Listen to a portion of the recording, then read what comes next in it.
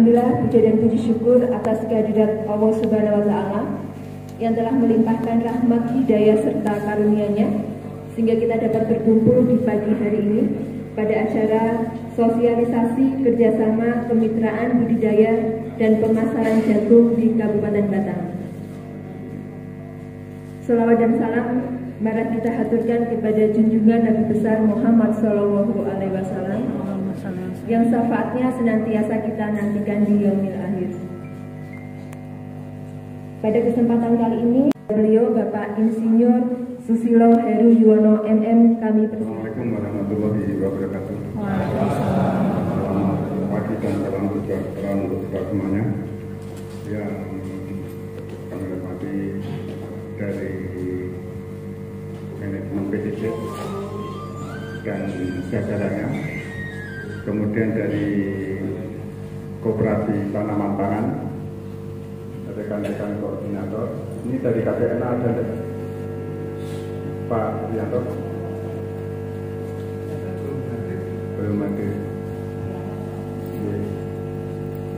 Nah, semua hadirin yang berbahagia, alhamdulillah siang hari ini, pagi hari ini kita bisa ketemu dalam rangka untuk sosialisasi kemitraan jagung. Bapak Ibu sekalian, sebetulnya kenapa kita kok MOU ini dikerjasama di jagung untuk kemitraan? Yang pertama mungkin alasannya sekarang ini hidup petani itu terkait erat sekali dengan kehidupan politik kita. Kalau kita tidak ada yang pergerakan secara masif menanam seperti ini, nanti semangat dari para pejabat yang di atas itu impor. Kalau sudah impor, selesai semua petani kita. Awal tahun ini nanti sekitar April kita mendapat program dari Kementerian lewat loan ADB itu selama 5 tahun sampai 2027. Kemudian yang kedua kaitannya dengan pupuk. Saya itu hampir sebulan itu 2-3 kali menjawab pertanyaan yang diajukan ke Pak Bupati lewat WA. Pupuk langka. Itu enggak usah wong pinter ini. Ketersediaan pemerintah yang untuk pupuk subsidi itu hanya 38%, ya jelas barangnya jelas langka. Sekarang kita bayangkan Pak Sofyan pupuk non subsidi berapa urea? 10.000 kan yang paling murah kan? Enggak, 10.000 per kilo. Urusannya saknya ini. Kemudian harga yang subsidi itu 2.200 Jadi pemerintah itu mensubsidi 7.750 rupiah atau 77%. Kita bisa bayangkan kebutuhan pupuk kita untuk urea tahun 2021 kemarin Pak Rianto nek jenengan reso ini sing petani ora kroso dikai karo pemerintah itu 14.900 ton, atau nek dirupiahkan subsidinya itu 115 miliar. Total subsidi pupuk di Batang duitnya 205 miliar. Kalau kita tidak mulai membuat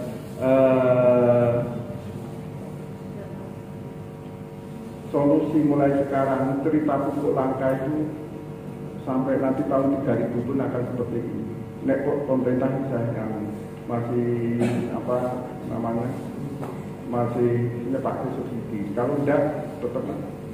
Kemudian ada beberapa usulan subsidinya ke hasil panen itu tambah rusak lagi.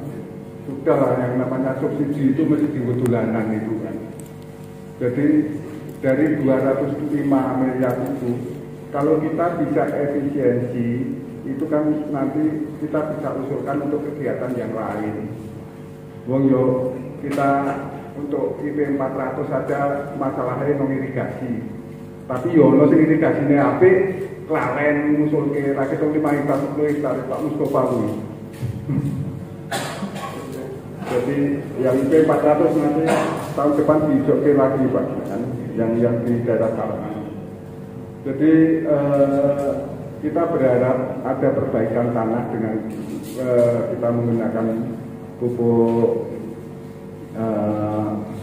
organik, cuma kita akan mesti gampang langsung organik atau langsung semi organik, nanti menyesuaikan kondisi di lapangan.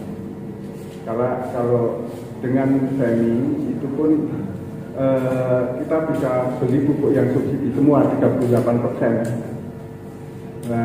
Selebihnya dijamani yang organik. Tapi nanti monggo ini dari PT BES itu punya pengalaman panjang khususnya untuk jagung yang saya minta panennya di 8 ton ya Pak tadi ya.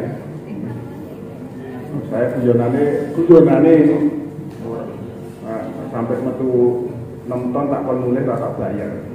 Cuma itu guyonan itu jangan. Jadi semuanya nanti bisa istilahnya jalan.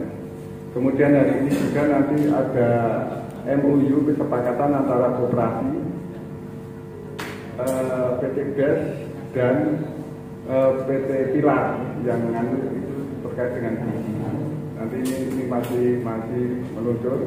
Istilahnya begini, pupuk disilihi, benih juga disilihi, pasar dicepatke. Cuma nanti hasil panennya itu pipil basah ya. Jangan tak kering gitu, enggak. Ini dari pabrik itu ngambilnya pipil basah. Jadi sudah tidak perlu. Mungkin nanti ada yang ahli jagung untuk turun dari sekitar 25-27% ke sekitar 16%, itu sebetulnya turunnya bobot juga banyak sekali. Mungkin Pak Sofyan paham itu. Jadi sampai di atas 10% itu turunnya. Nah, biasanya petani itu hanya berbicara regane dhuwur, tapi regane dhuwur jumlahnya sedikit, lebih sedikit aja kan. Jadi nanti ada hitung-hitungan. Untuk masalah harga dan sebagainya nanti silahkan semua Pak Rianto, karena ini ada di koperasi semua oleh dan untuk petani kabeh tumbukannya ada di koperasi. Dinas tidak memberi garis atau ini untuk bati semene enggak. Nanti monggo dirembuk, mungkin Pak Rianto, Pak Pur, Pak Edi itu monggo nanti bisa duduk bareng dengan PT BES dan dengan PT Pilar.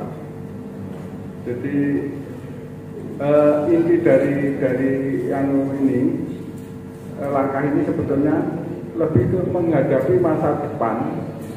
Yang pertama untuk konservasi lahan, yang kedua ini memperkuat posisi tawar petani. Acara hari ini saya buka.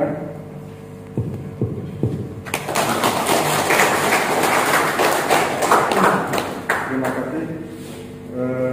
Selamat berdiskusi. Assalamualaikum warahmatullahi wabarakatuh. Alhamdulillah, la haula wala quwwata illa billah. Rabbi shrah li sadri wa yassir li amri wa hlul 'uqdatam min yafqahu qawli. Amma ba'du. Yang saya hormati dari Bapak Kepala Dinas Pangan dan Pertanian Batam, jajarannya, juga para tabib maupun para kasih, para penyuluh pertanian Kabupaten Batam ini. Mohon izin Bapak Ibu sekalian, saya juga sama, saya juga penyuluh. Ya, ternyata hidup jadi penyuluh mulia Pak, Insya Allah. Puji syukur kepada Allah Subhanahu Wa Taala bahwasanya kita diberikan nikmat iman, nikmat Islam, nikmat sehat, dan nikmat kesempatan. Salawat dan salam semoga tetap terlibat dan tercurah pada baginda alam Nabi Muhammad SAW. Bapak Ibu sekalian, hari ini merupakan hari yang bahagia buat saya karena saya diberi kesempatan berkunjung ke Kabupaten Batang. Ya, saya sudah keliling Indonesia dan alhamdulillah berkah buat para petani, berkah buat dunia pertanian. Ya, insya Allah saya akan berbagi pengalaman loh Pak. Kalau ilmu saya yakin Bapak lebih pintar dari saya. Ya Pak ya. Perkenalan dulu katanya. Nanti dikenalkannya lewat itu. Rupanya sudah tidak sabar ya Pak ya. Belajar karena dunia pertanian itu terus berkembang dan terus diupdate ya. Maka dari itu jangan bosan-bosan, terus kita update diri kita ya. Kita akan perkenalkan ini produk yang dari PT BES ya, Eco Farming. Ini singkat ceritanya nutrisi dan sebagai restorasi kesuburan lahan. Kenapa kok jadi tema saat ini bahwa selama ini petani itu selalu pupuk itu kalau udah ada tanaman, betul nggak? Betul ya. Nah, kita mulai dari awal bagaimana memelihara tanah. Di sini nanti ada rahasianya. Mudah-mudahan ini menjadi solusi menuju pertanian yang sehat dan ramah lingkungan. Bentuknya organik, super aktif, menjadikan lahan kita insya Allah subur dan petaninya akan makmur. Nah, ini produk seperti ini. Sekedar perkenalan tadi Bapak nanya. Nama saya Haji Munir. Ya. Saya penyuluh pertanian di Kabupaten Karawang. Sama seperti Bapak sekalian. Tapi kok bisa saya keliling Indonesia? Apa rahasianya?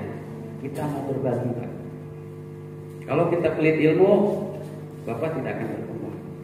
Tapi dengan kita selalu berbagi, insya Allah kita akan terus berdatang. Pengalaman akan bertambah.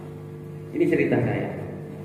Alhamdulillah saya diberi kesempatan kuliah di Institut Pertanian Bogor. Ya, angkatan 28. Terus kebetulan saya di sini posisinya sebagai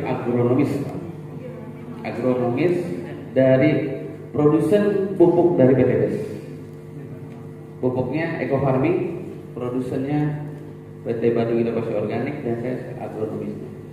Dan saya selalu memberikan satu arahan atau bimbingan baik petani, mitra maupun juga para stakeholder yang berkaitan dengan dunia pertanian. Kalau Bapak ingin lebih lanjut belajar tentang apa itu Eco Farming, apa itu pertanian secara menyeluruh, Bapak bisa simak di channel YouTube saya. Kebetulan saya ini selain penyuluh pertanian di Dinas Kabupaten Karawang, saya mengembangkan update diri Pak. Saya orang jadul Pak, usia saya udah setengah abad. Saya dari mulai nggak kenal HP sampai kenal HP, sekarang saya harus belajar Android. Dan alhamdulillah saya belajar jadi YouTuber. Itulah update diri kita. Kalau kita pengen maju, kalau kita pengen berkembang, update lah diri kita. Jangan malu bertanya dan jangan kita pesimis ya, harus optimis. Nah, ini channel YouTube saya ya. Alhamdulillah subscribe saya udah 8.000 Pak. Itu alhamdulillah Pak. Kita saat ini petani ini butuh tuntunan Pak dan juga tontonan. Betul nggak? Ya. Jangan tontonan yang tidak jadi tuntunan. Ya. Sebenarnya hama itu ada nggak? Di sini ada POPT, pengamat organisasi, pengamat ada? Ya. Jadi yang namanya hama Pak, penyakit maupun gulma sebetulnya tidak ada. Kok bisa ada? Karena memang itulah keseimbangannya berubah. Bisa jadi tadinya bukan hama jadi hama. Karena tidak seimbang. Makanya dalam kajian POPT ada batas ambang ekonomis dan ada batas yang harus dikendalikan. Betul Bapak? Ya. Makanya di sini ingat, hama ini bagaimana caranya Karena hama itu pasti ada musuhnya. Betul? Yang unik Bapak Ibu sekalian, saya mau bertanya nih ya. Saya juga petani Pak. Selain penyuluh saya petani, saya mengelola 5 hektar Pak. Cuma saya tanam padi. Saya alhamdulillah sudah hampir 4 tahun saya tidak menggunakan kimia Pak. Hanya menggunakan pupuk ini, ya, eco farming dan agen hayati. Nanti saya cerita rasanya Pak. Oke, baik Bapak Ibu sekalian, hari ini saya bicara jagung tadi Pak. Ya, bicara jagung. Bapak Ibu sekalian, jagung umurnya berapa tahun? Ya, berapa? 3 bulan lebih. 0,3 tahun. Boleh. Yang pasti bahwa jagung ini ya memang pertumbuhannya berkisar antara 100 ya sampai 150 hari. Tergantung dari benih maupun bibitnya ya. Tapi yang perlu saya sampaikan di sini adalah kita bagaimana mempelajari agroekosistem yang ada dalam tanaman jagung. Pernah lihat ilustrasi gambaran ini? Jadi tanaman itu bisa hidup normal apabila tanahnya itu sudah pasti medianya itu subur. Terus juga dukungan mataharinya juga ada. Airnya cukup. Terus adanya hama, pasti ada musuhnya. Jadi Allah Subhanahu wa taala telah menciptakan berpasangan ataupun siklus makanannya. Nah, ini yang sering terlupakan, bahwa peran daripada musuh alami itu sering sekali para petani itu dihabiskan. Dengan cara apa? Penggunaan apa? Pestisida. Betul. Kalau pupuk pengaruhnya ke tanah. Ya. Nah, ini termasuk cacing, ini bisa punah. Bapak pernah lihat cacing di tanah suka ada? Kadang-kadang Pak ya. Saya yakin para penyuluh paham bahwa tanah subur memiliki mikroba, memiliki juga ada binatang yang ada dalam tanah. Itu penting perannya dalam proses restorasi tanah itu sendiri. Ya. Termasuk juga kita bagaimana membuat media tanam yang baik. Oke, itu sekedar ilustrasi tentang agroekosistem. Yang berikutnya saya cerita tentang tanah. Tanah ya, yang kita injak, yang kita tanami. Apakah tanah itu bisa ditanami? Kalau ditanam saja bisa Pak. Kalau tumbuh, saya nggak jamin. Kenapa? Tanah itu harus punya komposisi yang ideal. Yang pertama adalah ada udara di dalamnya. Artinya ada rongga, struktur teksturnya harus juga ada. Makanya kenapa petani harus olah tanah? Salah satunya membuat rongga udara. Nah, ini pentingnya kita memahami siklus kehidupan, siklus tanah, bagaimana supaya kompositannya tetap ideal. Yang berikutnya adalah air. Jadi tanah yang kering kerontang itu tandanya tanah itu kurang subur. Tetap aja air itu yang ambil peranan penting di dalam komposisi tanah ideal. Berapa persen? Sekitar 20-30 juga sama udara. Makanya mohon maaf, kadang ada petani jagung dia nggak perlu diolah tanah katanya. Betul ada yang seperti itu? Ada. Itu karena malas apa karena memang tanahnya udah subur? Apa karena ngirit? Jadi rumusnya begini Pak, kalau pengen tidak olah tanah, tidak apa-apa, asal tanahnya gembur, artinya tanahnya remah. Kalau tanahnya udah keras, nggak diolah ya makin parah. Nggak percaya silakan. Karena inilah pentingnya kita belajar komposisi tanah ideal. Ada istilah TOT, ya kan? Tanpa olah tanah, pakainya semprot rumput, betul? Betul nggak? Saya bersangka dengan petani masalahnya. Bukan saya bicara penyuluh, saya juga petani Pak. Ya. Terus yang berikutnya komposisi tanah ideal juga harus ada kandungan mineral. Kandungan mineralnya dimaksud adalah unsur hara. Kita tahu nggak tanah ini tanah subur ada kandungan N-nya kan, atau P-nya atau K-nya? Saya mau tanya nih para penyuluh, bisa membedakannya seperti apa? Bisakah dengan mata kita bisa melihat tanah ini mengandung NPK-nya tinggi atau rendah? Bisa nggak? Coba yang bisa gimana? Saya pengen tahu pengalamannya. Jadi kita tetap Pak, perlu alat bantu ya, alat bantu. Kalau misalnya kalau pengen lebih bagus, ya biasanya di lab. Silakan. Di situ ada C organiknya, ada kandungan N, P, K dan seterusnya. Saya hanya sedikit perkenalkan, saya bukan promosi ya. Saya ini penting sekali Pak. Ini beli di mana aja ada sebetulnya. Ini alat yang sederhana, ini juga alat ukur paling mudah untuk para PPL. Jadi kita bisa mengukur NPK tanah itu ada berapa di sini kelihatan. Walaupun tidak skalanya skala seperti di lab. Minimal kita ada kategori ideal, tidak ideal, seperti itu. Ya.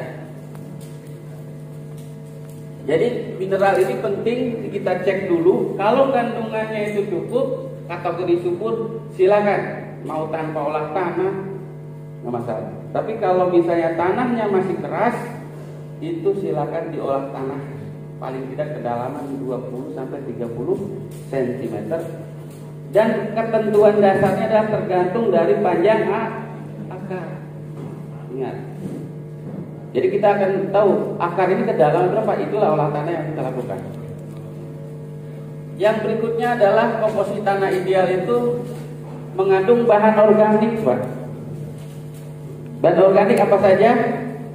Bisa sisa tanaman, bisa juga kotoran hewan, sisa tanaman, sisa hewan dan sebagainya. Berapa persen? Kurang lebih sekitar 4%. Dan satu lagi ada mikroba. Mikroba ini perannya sebagai bioaktivator dalam tanah. Jadi Pak, Bu, mungkin saya bukan ngajarin ya. Apakah tanaman itu menyerap nitrogen? Saya tanya. Ada bisa jawab? Bukan nitrogen yang diserap, tapi dalam bentuk senyawa nitrat. Prosesnya menjadi nitrat bagaimana? Itu ada bioaktivator dalam tanah yang namanya mikroba. Ada Azootobacter, Rhizobium bakterinya. Ya. Jadi mereka itu tugasnya mengelola dari unsur menjadi senyawa dan itu bisa diserap oleh tanah. Ini mohon maaf saya sedikit agak mendalam ya. Oke, Bapak Ibu sekalian, yang selanjutnya bahwa agroekosistem di dalam lingkungan tumbuh tanaman secara umum ya Pak ya, secara umum dulu ya, bahwa tanah itu harus memiliki ya sifat fisik, sifat kimia dan sifat biologi. Nah, sifat fisik tadi ada tekstur, ada struktur, ada tanah berpasir, ada yang liat, dan masih banyak lah. Yang kelihatan sama mata kita aja itu fisik ya. Ada tanah merah, tanah hitam, tanah apa lagi? Terus juga sifat kimia. Sifat kimia yang berkaitan dengan kesuburan tanah yaitu nilai pH. Ya. Kalau petani, bahasa petani asam katanya ya. Ciri-cirinya apa tanah asam? Kalau dari rumput aja kita bisa baca. Kalau tanah itu tumbuhnya rumputnya berdaun lebar, itu tandanya pH-nya mendekati normal.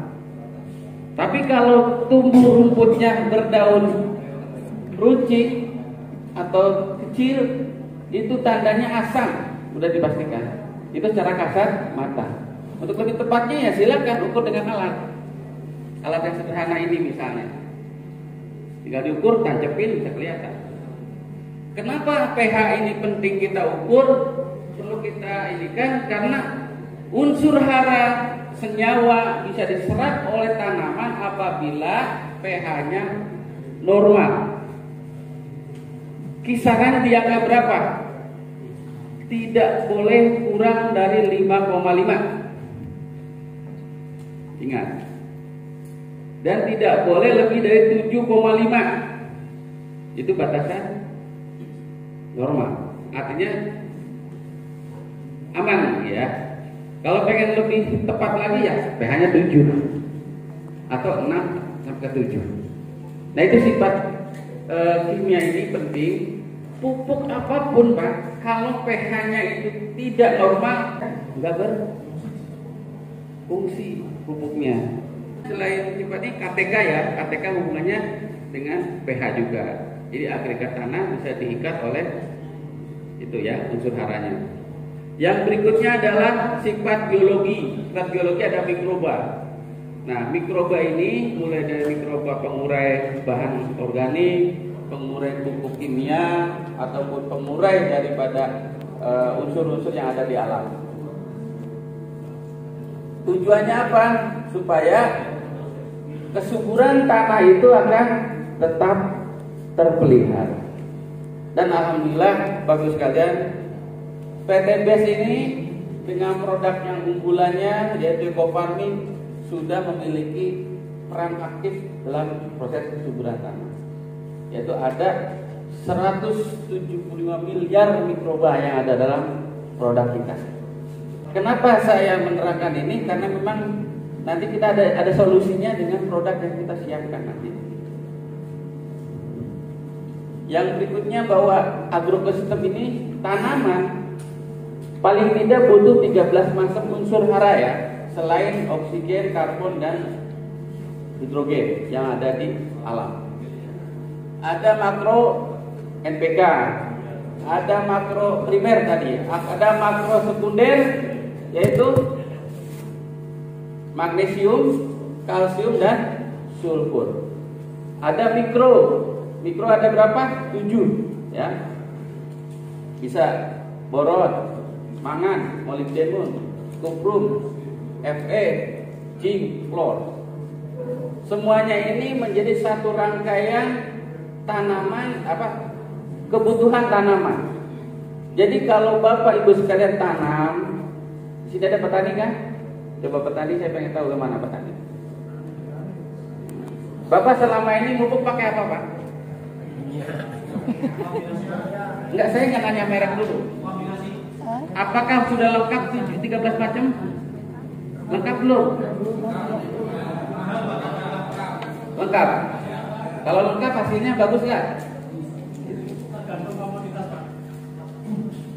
Oke, masalah komoditas itu nanti kaitannya dengan respon tanaman ya. Yang pasti kalau unsur pupuknya lengkap, tanaman akan bahagia, betul? Artinya sehat dan produktif ya. Yang berikutnya juga agrokosistem yang harus kita perhatikan adalah lingkungan tumbuh daripada tanaman, baik itu air, terus udara, cuaca ya. Jangan sampai, mohon maaf Bapak sekalian, sadar atau tidak sadar, saya pengen tanya ke petani, Bapak pakai pestisida? Wajib ya. Sampai bilang wajib gitu ya.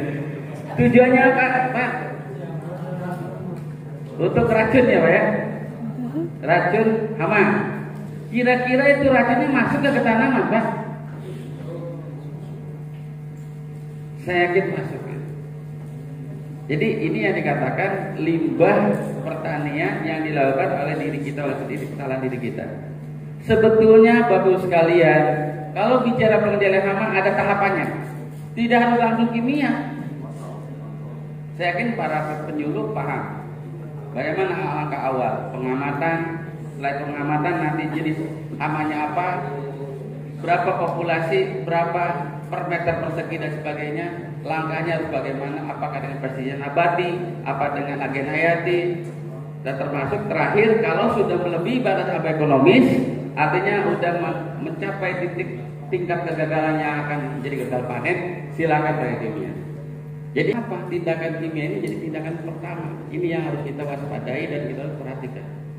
Karena ini menjadi satu budaya nantinya akan terus menerus meracuni tanaman, termasuk juga meracuni diri kita nanti. Betul nggak Pak? Karena pupuk kita ramah lingkungan. Yang berikutnya adalah bahwa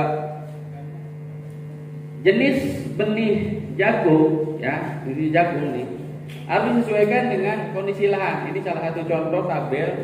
Jadi kalau misalnya tanahnya yang asam, di sini ada contohnya nih, sawah irigasi, iklim kering dan sebagainya, itu jenis-jenis benihnya lain-lain Pak, penyesuaiannya.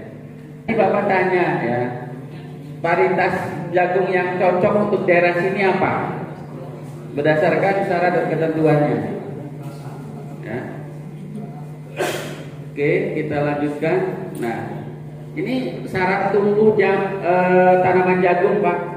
Yang pertama adalah jenis tanahnya itu tanah lempung ya, atau liat ya, berpasir atau vulkanik ya.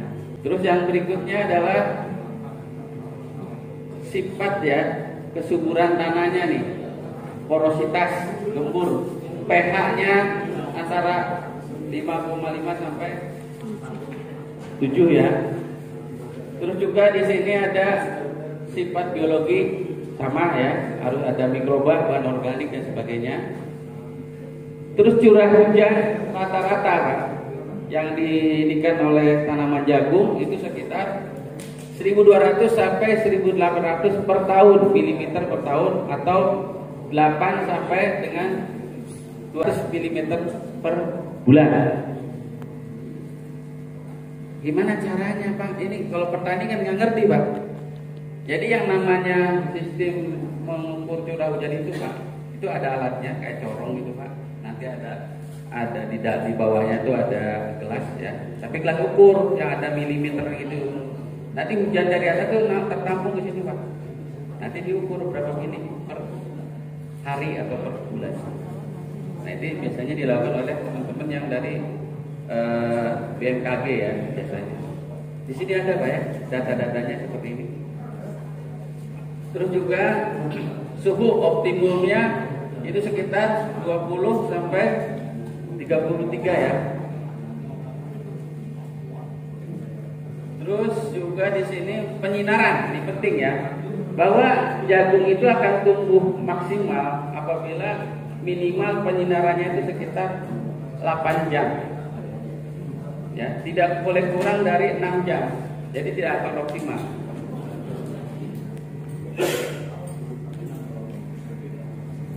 Juga kelembaban sama, ketinggian juga sama. Di sini ada semua syarat tumbuh. Selanjutnya, Bapak Ibu sekalian, yang berkaitan juga faktor yang menentukan produksi jagung. Yang pertama benih, ya. Benih harus bersumber dari benih yang sehat dan bersertifikat. Ada istilah benih hibrida dan ada komposit. Kalau petani sini biasanya pakai jenis apa? Hibrida. Tapi kadang-kadang petani suka diambil lagi benihnya nggak buat ditanam lagi? Enggak. Ya udah benar berarti. Kadang-kadang petani suka iseng, bagus dibikin lagi. Itu nggak bisa Pak. Kalau benih hibrida nggak bisa. Terus juga di sini harus memiliki tingkat daya kecambah yang bagus Pak. Rata-rata jagung itu setelah kita tanam tumbuh daun berapa hari? Saya tanya ke petani ini. 1 minggu. Tumbuh semua atau berapa persen? Semua. Kalau bagus. Nah makanya ini selaku penyedia benih harus memiliki jaminan garansi tersebut. Jadi kalau vigor ataupun bahasa daya tumbuhnya kurang, itu bisa dikembalikan. Ya? Gak ada. Nah itulah. Makanya kerjasamanya nanti sedikit dipertajam gitu Pak ya. Ya. Jadi kalau jagung tumbuhnya normal itu 4 hari Pak sebetulnya. Seminggu itu udah kelamaan, 4 hari udah jagung. Ya, maksimalnya di sampai 2 minggu, 10 hari kadang-kadang.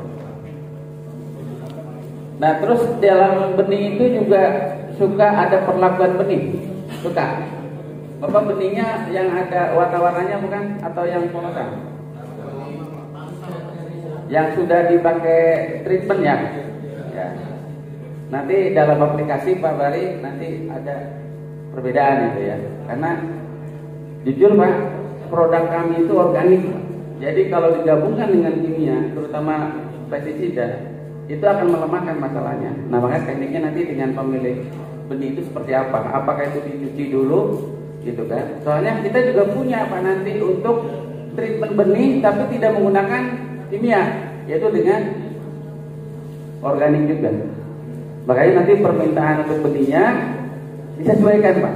Jadi treatmentnya kita lakukan Pak Bari nanti, treatment dari kita.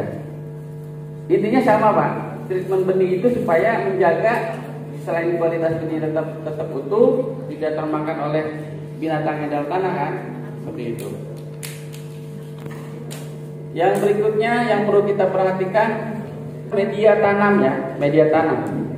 Media tanam ini tadi saya sebutkan pilih lahan yang tidak ternaungi ya untuk jagung, karena jagung itu sangat berpengaruh terhadap penyinaran, terutama pada menjelang fase generatif ya. Terus juga jangan lupa cek pH tanah dan kandungan mineralnya ya. Jadi jangan kita tembak-tembakan istilahnya. Contoh, Pak ini perlu kapur enggak? Perlu dolomit enggak? Dicek aja belum. Gimana mau kita tambahkan? Makanya pentingnya pH itu Pak petani ini kalau saya sarankan ya, beli alat nggak mahal Pak. Seumur hidup cuma sekali, dipakai terus-terusan. Itu tujuannya apa? Supaya kita paham bahwa tanah itu yang sehat memiliki syarat dan ketentuan. Nah setelah cek pH, kita juga harus mempersiapkan terutama gulma ya. Gulma yang menjadi persaingan dalam pertumbuhan itu menentukan. Yang ada ceritanya jagung dengan gulma tumbuhnya itu kalah. Kalau udah kalah tumbuh di awal, jangan harap jagung itu tumbuh sempurna. Ya, makanya gulma itu harus dikelola dengan baik. Dengan cara bagaimana? Masih juga pakai herbisida lagi. Kalari. Memang bapaknya banyak duitnya rupanya ya. Apa-apa serba beli gitu kan. Sebenarnya masih ada banyak cara Pak.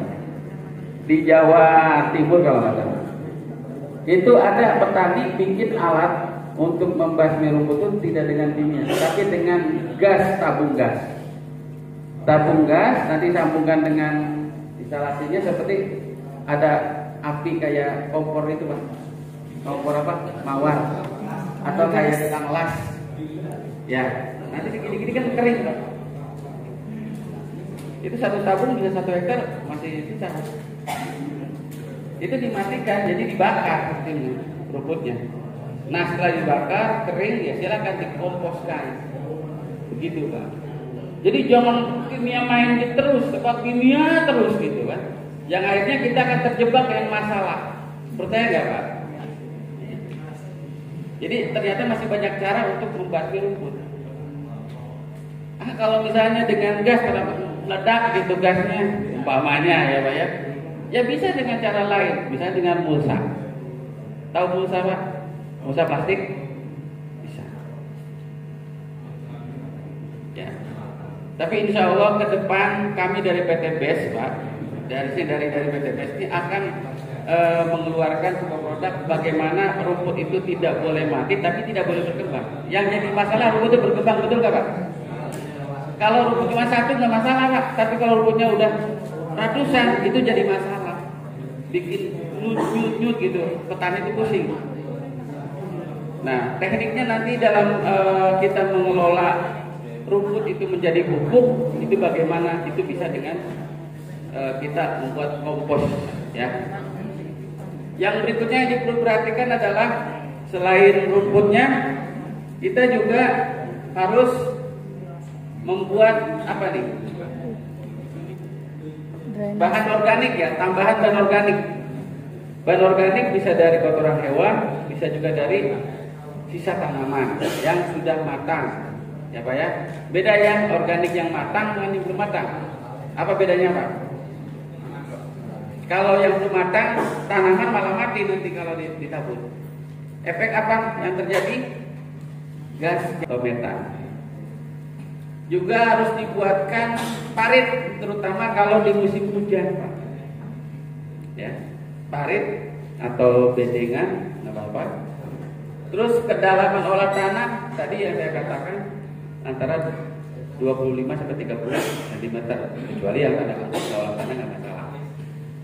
Terus yang berikutnya tentunya ada aplikasi dari pupuk ya. Ini pupuknya begini, ada yang belum tahu. Ini mungkin seperti ini ya, farmingnya. Nanti di slide berikutnya ini ada tahap pengenalan awal dulu. Yang berikutnya juga kita harus selain persiapan media tanam itu baik ya, kita juga harus perhatikan cara tanam. Biasanya kalau tanam jagung ditugal ya Pak ya, ditugal ya. Itu satu lubang berapa Pak? Satu. Ya kalau bibitnya bagus, tidak masalah Pak, tidak masalah. Artinya dijamin daya tumbuhnya bagus, serempak dan sebagainya nggak masalah. Tapi kalau kita antisipasi kalau misalnya itu gagal, ya bisa 2 butir per lubang. Berapa kedalamannya? 3 sampai 5 cm aja Pak, nggak usah terlalu dalam. Terus ditutup lagi dengan bahan organik, tapi yang sudah matang. Jadi yang ditutup dengan tanah, karena dia nggak susah dengan bahan organik ya.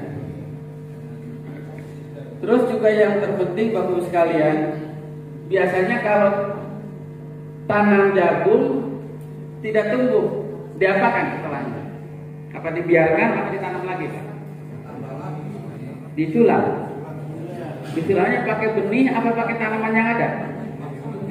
Pakai benih. Mohon maaf Pak, sebenarnya kami tidak menganjurkan. Kenapa? Karena kan ketinggalan Pak pertumbuhannya. Ya. Disulamnya dari tanaman yang ada apa dari benih lagi? Disemai. Ya. Oh, itu sudah disiapkan dulu.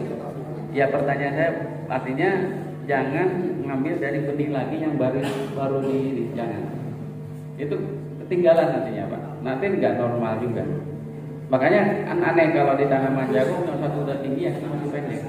Itu yang harus diperhatikan. Jadi penyulaman itu yang dimaksud tidak dengan benih ya, tapi kalau dengan bibitnya sudah jadi nggak masalah. Artinya seragam loh Pak. Tujuannya kan, ya paham ya Pak. Yang berikutnya bahwa faktor yang menjadi keberhasilannya yaitu waktu penyiraman Pak. Ya. Waktu penyiraman itu menjadi penentuan kenapa di sini mulai dari masa perkecambahan.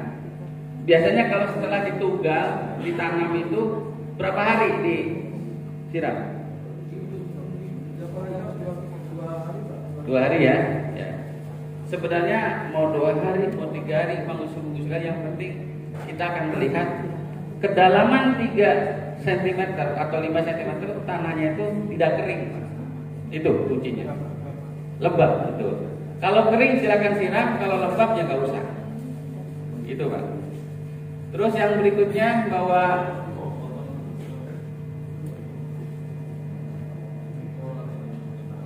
selain waktu penyiraman itu pemberian pupuk yang berimbang.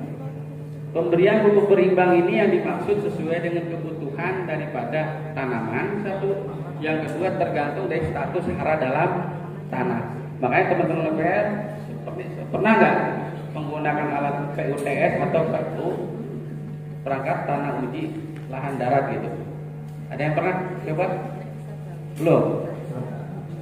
Nah, di situ nanti akan kita lihat berapa kandungan NPK-nya. Kalau saya sekarang udah nggak pakai alat itu, pakai ini aja yang paling paling sederhana. Tancepin kita bisa lihat langsung. Cuman 3 menit sampai 5 menit aja Pak, bisa ketahuan. Ya minimal kalau tidak seperti di lab lah ya. Kalau lab kan angkanya harus ideal. Kalau ini cukup dengan ideal atau tidak ideal gitu Pak. Nah yang berikutnya perawatan ya, perawatan tanaman jagung dari mulai awal sampai panen. Salah satunya adalah dilakukan pembersihan gulma secara berkala. Yang paling penting itu langkah olah tanah. Di situ jelas tadi saya sampaikan, gulma itu dimanfaatkan untuk menjadi kompos. Kalau bisa, jangan pakai kimia. Karena kimia bukan solusi Pak, justru jadi masalah ya. Terus untuk perawatan berikutnya, usahakan ketika tinggi tanaman itu 30-40 cm, di situ harus dilakukan pembersihan gulma lagi.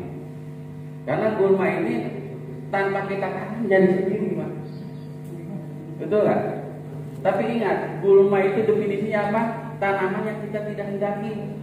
Contoh kalau Bapak tanam jagung tumbuh padi gulma bukan?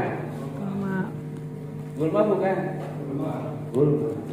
Sekarang sama, tanam padi tumbuh jagung, gulma juga jagung. Gitu ya. Jadi bukan berarti rumput aja, gulma itu sesuatu yang tidak inginkan. Dan berikutnya bagaimana perawatan selain pemberian gulma, penyiraman tadi jelas. Paling tidak penyiraman dilakukan dengan melihat kondisi tanah. Kalau tanahnya mengering, kelembabannya sudah mulai menurun, silakan lakukan penyiraman.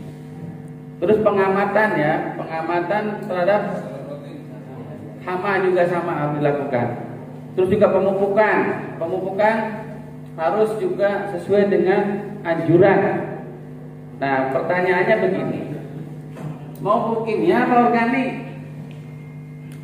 Nah, kalau kimia saya tidak menghalang-halangi, silakan kalau masih suka. Kalau saya udah nggak suka dengan kimia, saya senang organik. Nanti ada cara-caranya bagaimana pemupukan khusus dengan ekofarming nanti di sesi berikutnya Pak. Dan yang lainnya cara panen yang tepat ya. Saya yakin kalau petani panen yang tepat sudah paham lah. Nah ini juga fase pertumbuhan pada tanaman jagung, saya yakin ini ada 2 bagian ya sessionnya, mulai tahapan vegetatif dan tahapan generatif. Nah, yang paling menentukan itu nanti pada saat terjadi ini bunga, dan di sini ada bunga. Ini bunga jantan bunga betina yang di atas. Jantan yang di bawah ini kan bunga jantan, ini bunga betina kan? Itu ada teknik khusus Pak, kalau pengen bagus itu digoyang dikit Pak. Kalau ya digoyang sedikit, tapi jangan terlalu emosi Pak. Kalau emosi begini bisa roboh. Digoyang, ditepuk aja 2-3 kali. Jadi dia akan jatuh di. Pernah melakukan seperti itu tanaman? Belum pernah. Kali-kali lah Pak masuk ke lahan itu, Mbak, ayo dong, gitu kan? Ya biar nanti turun itunya. Bunga jantannya ini dia akan bingung. Itu akan menentukan kesempurnaan daripada tombolnya nanti. Ini namanya persilangan atau penyerbukan buatan. Kalau dengan angin ya itu kalau ada angin, kalau nggak ada ya makanya kita lihat situasi. Kalau angin nggak ada ya kita harus digoyang dikit aja Pak, nggak usah kenceng-kenceng. Kalau ini kuncinya nih, kalau umpamanya benih supaya cepat berkecambah, jangan terlalu dalam, ya, naburinya terlalu dalam. Oke. Terus selanjutnya Bapak Ibu sekalian, nah ini yang perlu kita kenali juga hama ya. Ini hama-hama tanaman jagung yang paling keren sekali atau istilahnya paling ngetop di petani. Ini nih namanya bule. Bule apa le? Bule ya. Bule. Kalau di Jawa bule itu apa ya? Bibi. Bule ya. Tante. Ini menjadi momok buat para petani jagung ya. Ini penyebabnya apa? Jamur apa cendawan? Bingung kan? Jamur apa cendawan? Namanya apa? Ya pokoknya penyakit loh Pak, gitu aja kan? Salah satu penyebabnya apa? Kelembaban tinggi. Makanya tadi saya hampir lupa. Waktu penyiraman Pak, nyiram jagung, jangan dari atas Pak. Nanti curam dari atas, terutama pucuknya, hati-hati. Itu awalnya dari situ. Jadi nyiram dari bawah aja udah cukup. Kan tujuannya nyiram ke tanah, bukan mandiin tanamannya, betul Pak? Ya? Ya. Silakan nanti Bapak praktekkan. Jadi penyiraman itu nggak boleh kena pucuknya Pak. Jadi cukup di bawah saja. Ini salah satu penyebabnya ya gulai itu karena memang kelembaban tinggi, penyebarannya lewat angin, lewat air, dan itu sangat menyebar cepat. Dan ketika ada penyakit ini segera tindakan dengan cara apa? Kalau belum banyak, cabut itu jagungnya, amankan. Tapi kalau memang untuk menjaga itu kurangi pupuk apa namanya kalau di pupuk kimia? N-nya itu kurangi. Terus ada lagi ini penyakit penggerek, ya ulat penggerek di batang maupun di buahnya. Juga ada yang buat ke daunnya juga. Ya, ulat gerayak biasanya Pak ya. Pokoknya Bapak Ibu sekalian, insya Allah kami dari PTBS ya, nanti dengan Pak Bari, kita punya resep bagaimana menangani hama ini dengan cara bijak. Artinya dengan cara tanpa menggunakan bahan kimia.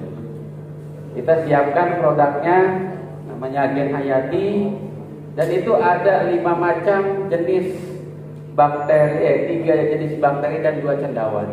Dan itu efektif buat menangani penyakit gulai. Yang menjadikan efektif juga tentunya cara dan metodenya nanti gimana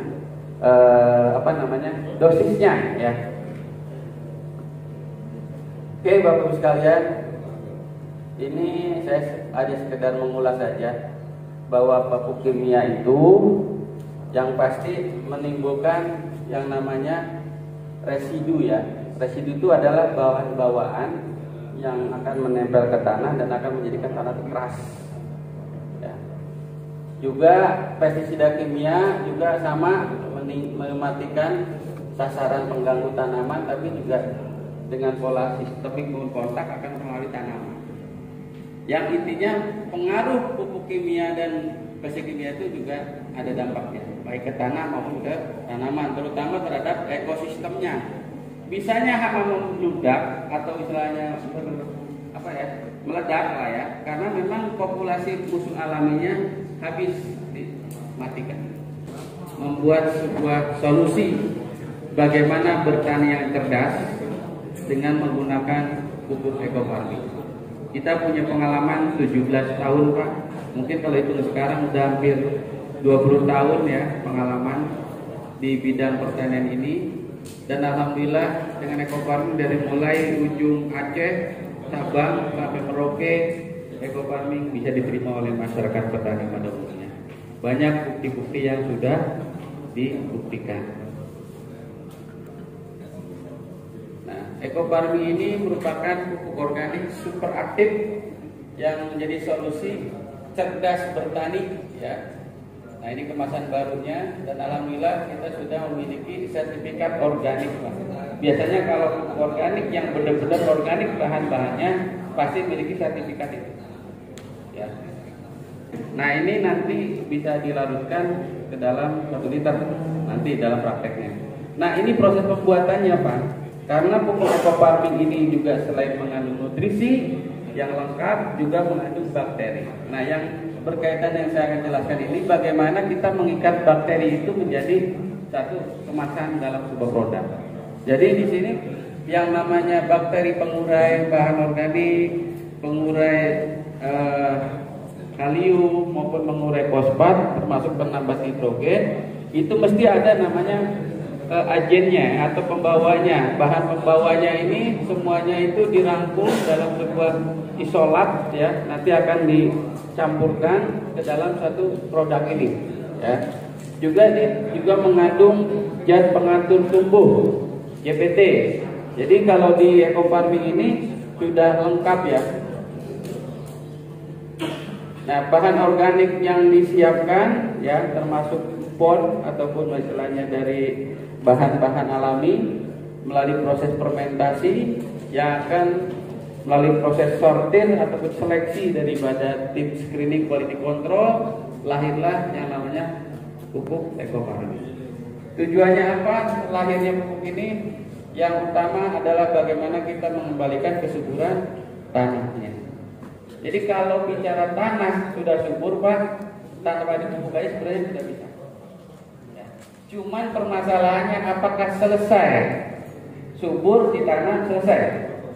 Enggak. Jadi kita perlu merawat. Yang namanya tanah subur di hutan sana yang memang tidak terjamah oleh manusia, ditanami akan habis kesuburannya, betul?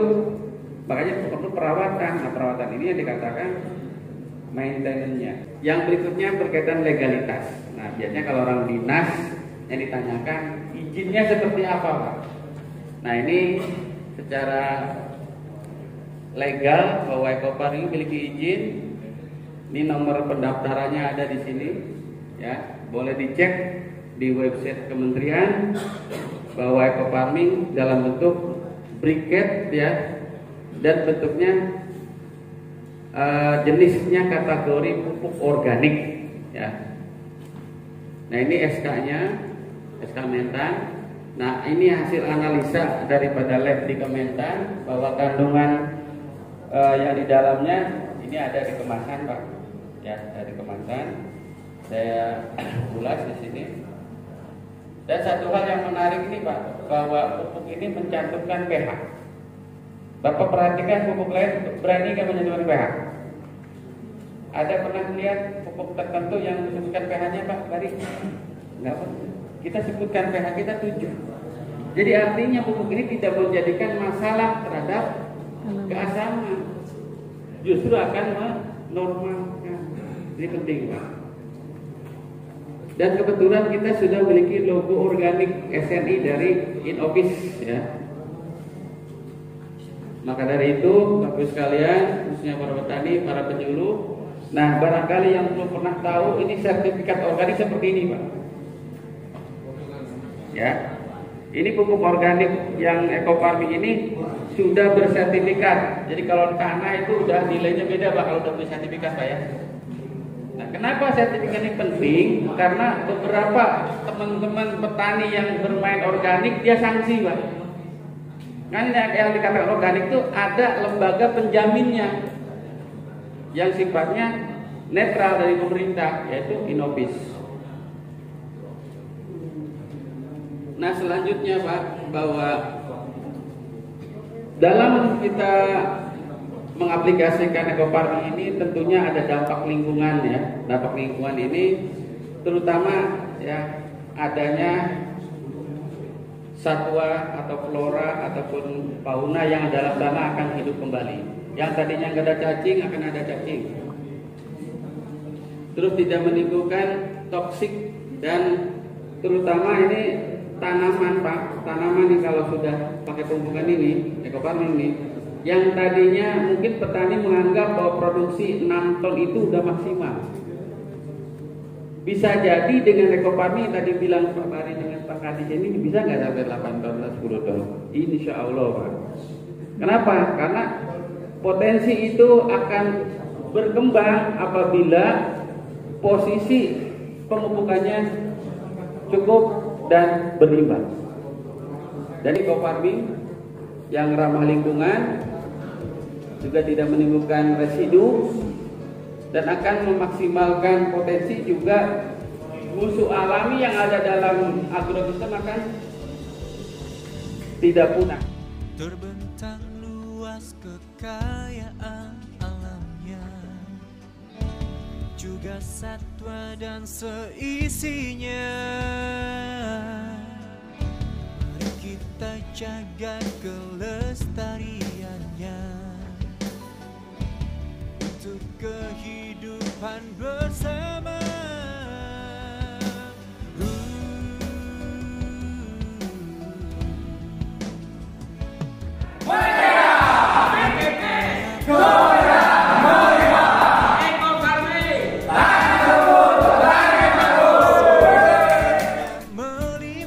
Terima kasih sudah nonton video YouTube saya, Haji Makmunir Channel, Solusi Cerdas Bertani. Terima kasih juga bagi yang sudah like, komen, share, subscribe, dan mengaktifkan lonceng notifikasinya. Bagi yang belum, silakan klik subscribe supaya terus bisa mengikuti informasi video edukasi media Suluh Tani Cerdas dan Terampil. Eco farming, lahan subur, petani makmur. Salam petani cerdas. Assalamualaikum warahmatullahi wabarakatuh.